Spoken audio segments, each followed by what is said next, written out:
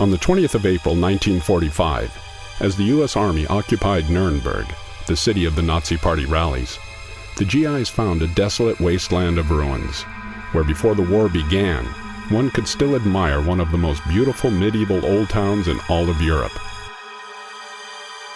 Many priceless cultural monuments had fallen victim to Allied forces bombing. Most of the advancing GIs probably knew nothing of the existence of huge old cellars located under the Castle Hill in the northern part of the Nuremberg Old Town. These cellars had been used to store beer since the 14th century.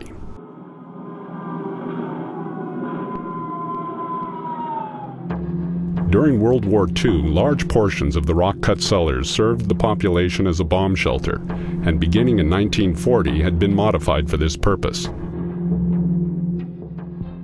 Immediately after taking power, years before the war began in Germany, the Nazis began preparations for the long-planned war of aggression. Already a year before the outbreak of war, a concept was developed to protect valuable artworks. Then beginning in 1939, climatized cells were installed in an old former beer cellar near the castle. The entrance at Obere Schmiedgasse 52 was well camouflaged. In secret, an emergency power supply was installed in the old rock-cut cellar, and the cells were insulated to protect against moisture and cold. Ventilation and heating further ensured that the valuable cultural items could be stored and protected from bombs down there for many years. At the time, this type of art bunker was unique in Germany.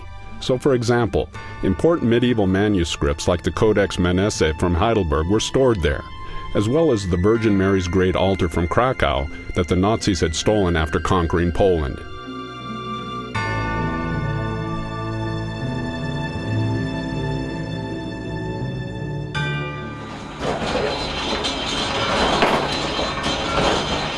Strangely enough, we owe thanks to the Nazis for saving many valuable works of art, such as the Mannlein Laufen at the Church of Our Lady, and the Angel's Greeting by Veit Stoss in the Lawrence Church.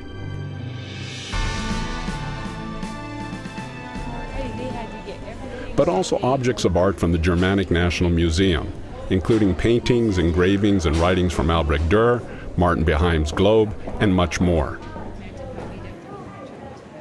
All of these cultural treasures are from the period around 1500 when Nuremberg was at its influential peak, not only in trade, but also culturally in Central Europe.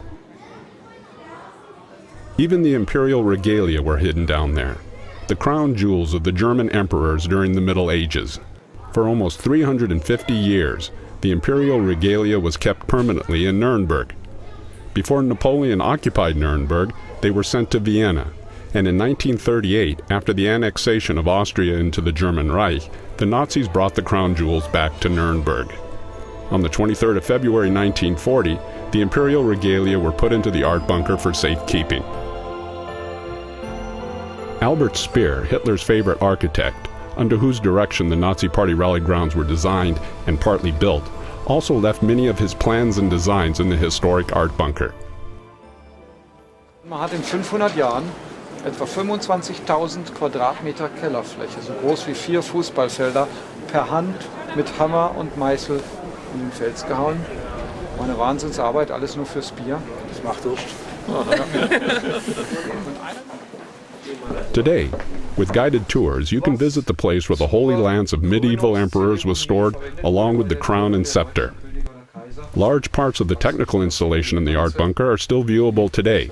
Also included is a photo documentation with original images and sounds reminiscent of the bombing. During the tour, the reconstruction of Nuremberg and how, in large part, the attempt to bring back to life the medieval character of its old town is discussed. Much of what was stored in the art bunker remained there until the 1970s, at which time reconstruction was complete and then the various items were returned to their places of origin.